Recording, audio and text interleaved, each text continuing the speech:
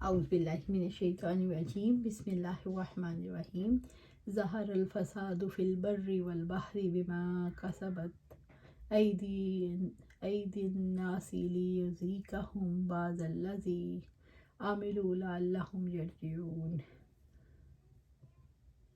لوگوں کے اپنے ہاتھوں کی کمائی کی وجہ سے خشکی اور سمندر میں فساد برپا ہو گیا، تاکہ اللہ تعالیٰ ان کے بعض کاموں کا انہیں مزہ چکھائے تاکہ وہ پلٹ آئیں۔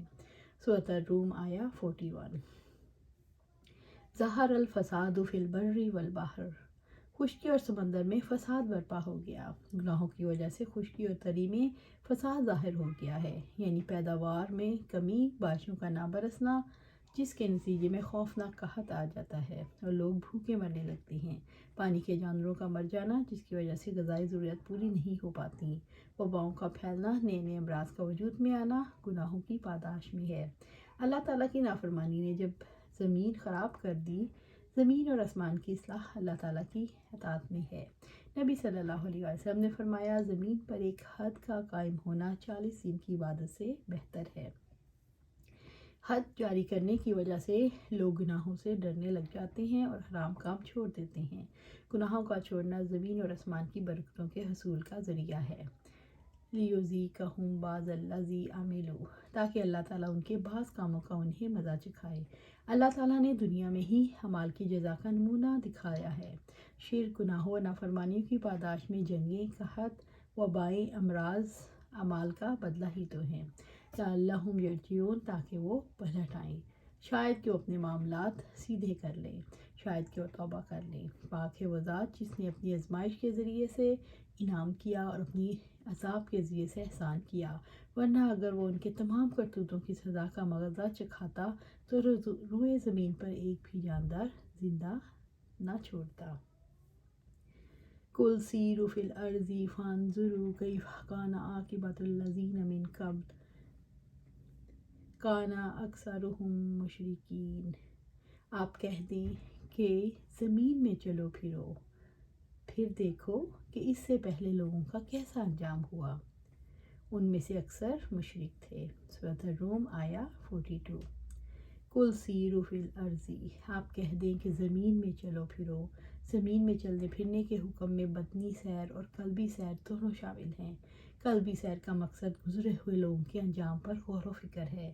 فانظروا کیف کان عاقبۃ الذین من قبل، پھر دیکھو کہ اس سے پہلے لوگوں کا کیسا انجام ہوا، یعنی دنیا میں چل پھر کر لوگوں سے واقعات سن کر غور و فکر کرو کہ پہلے لوگوں نے رسولوں کو جھٹلایا تو ان کا انجام کیا ہوا۔ عذاب نے ان کی جڑ کاٹ دی، رسوائی اور لعنت ان کا پیچھا کرتی رہی۔ کان اکثرہم مشرکین، ان میں سے اکثر مشرک تھے، یعنی ہلاک ہونے والے کثیر لوگ مشرک تھے۔ آپ ان لوگوں جیسے اعمال سے بچو، کیونکہ اللہ تعالیٰ عادل ہے۔ اللہ تعالیٰ نے ان بستیوں کے شرک کی طرف توجہ دلا کر یہ بات چلنے پھرنے والوں پر چھوڑ دی ہے کہ اب وہ غور و فکر کریں کہ آخر کس وجہ سے شرک پر قائم رہنا ہے۔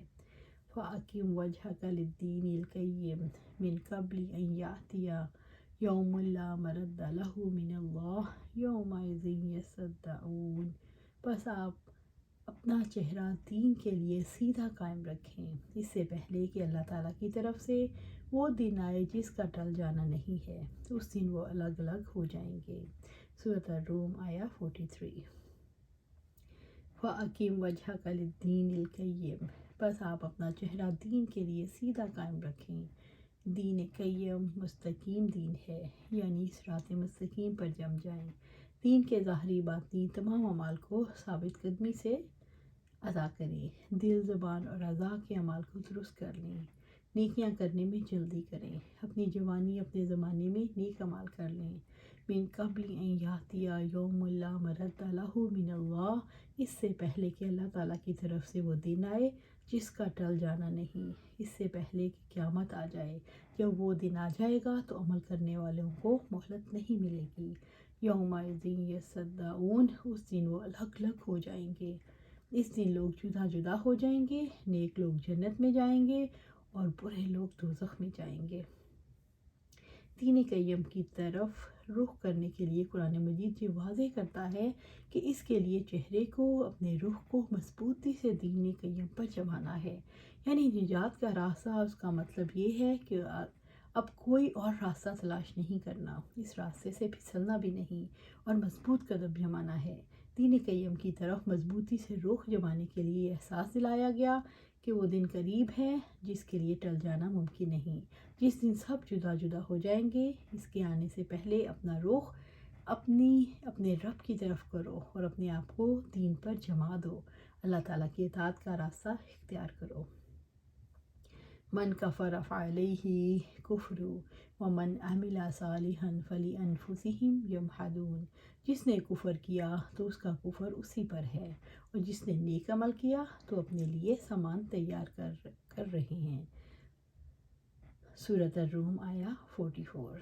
من کفر فعلیہ کفرہ، جس نے کفر کیا تو اس کا کفر اسی پر ہے، یعنی کفر کا وبال کفر کرنے والے پر ہے، اس کا بوجھ کوئی دوسرا نہیں اٹھائے گا۔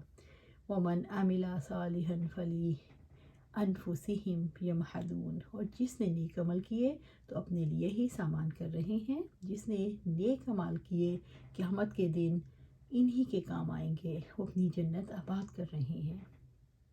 سورۃ النساء میں اللہ سبحانہ تعالیٰ فرماتے ہیں، اور جو بھی نیک اعمال میں سے کوئی عمل کرے، مرد ہو یا عورت، وہ مومن ہو، تو یہ لوگ جنت میں داخل ہوں گے، اور ان پر کھجور کی گٹلی کے شگاف برابر بھی ظلم نہیں کیا جائے گا۔ لِيَجْزِيَ الَّذِينَ آمَنُوا وَعَمِلُوا الصَّالِحَاتِ مِنْ فَضْلِهِ إِنَّهُ لَا يُحِبُّ الْكَافِرِينَ، تاکہ اللہ تعالیٰ اپنے فضل سے ان لوگوں کو جزا دے جو ایمان لائے اور جنہوں نے نیکیاں کیں، یقیناً وہ کافروں سے محبت نہیں کرتا۔ جزا صرف اعمال پر منحصر نہیں، اللہ تعالیٰ اپنے بے پایہ فضل سے جزا دے گا۔ لِيَجْزِيَ الَّذِينَ آمَنُوا وَعَمِلُوا الصَّالِحَاتِ مِنْ فَضْلِهِ، تاکہ اللہ تعالیٰ اپنے فضل سے ان لوگوں کو جزا دے جو ایمان لائے اور جنہوں نے نیکیاں کی۔ اللہ تعالیٰ نیک لوگوں کو ان کے اعمال کا اچھا بدلہ دے گا، اور اپنے فضل سے ان کی ایسی جزا دے گا جہاں تک اعمال کی رسائی ہی نہیں۔ اس آیت سے پتہ چلتا ہے جزا صرف اعمال پر منحصر نہیں، اللہ تعالیٰ اپنے بے پایہ فضل سے جزا دے گا جہاں تک اعمال نہیں پہنچ سکتے۔ ابو ہریرہ رضی اللہ تعالیٰ عنہ بیان کرتے ہیں کہ آپ صلی اللہ علیہ وآلہ وسلم نے فرمایا، کسی شخص کو اس کا عمل جنت میں نہیں لے جائے گا۔ صحابہ رضی اللہ اجمعین نے عرض کیا، کیا آپ صلی اللہ علیہ وسلم کے اعمال بھی آپ صلی اللہ علیہ وسلم کو جنت میں نہیں لے جائیں گے؟ فرمایا، ہاں، میرے اعمال بھی مجھے جنت میں نہیں لے جائیں گے، الا یہ کہ اللہ تعالیٰ اپنی فضل اور اپنی رحمت سے مجھے ڈھانپ لے۔ اللہ تعالیٰ مومنوں سے محبت کرتا ہے، اس لیے انہیں انعامات سے نوازے گا۔ اِنَّهُ لَا يُحِبُّ الْكَافِرِينَ، یقیناً وہ کافروں سے محبت نہیں کرتا۔ اللہ تعالیٰ کافروں سے ناراض ہے، اس لیے انہیں عذاب میں مبتلا کرتا ہے اور انہیں سزا دیتا ہے۔ اللہ سبحانہ تعالیٰ سے دعا ہے کہ ہمیں مومنین میں شامل کرے اور ہم پر فضل کرے، جو بھی ہم کام اپنے کر سکیں، نیک اعمال کر سکیں، اللہ سبحانہ تعالیٰ اپنے فضل سے ان کو اس مقام تک پہنچا دے جہاں تک اللہ